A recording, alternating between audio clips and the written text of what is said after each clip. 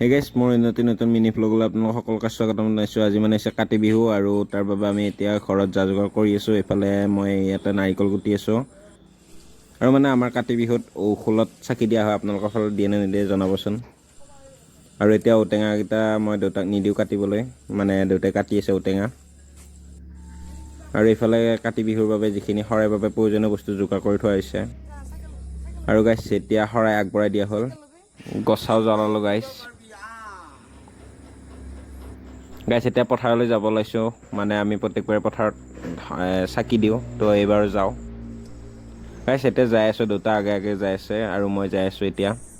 আৰু গাইছ চাকি বন্তি দিলোঁ পথাৰতো, আৰু এতিয়া যাম গাইছ থিয়েটাৰ চাবলৈ। মানে আমাৰ ঘৰত থিয়েটাৰ হৈছে।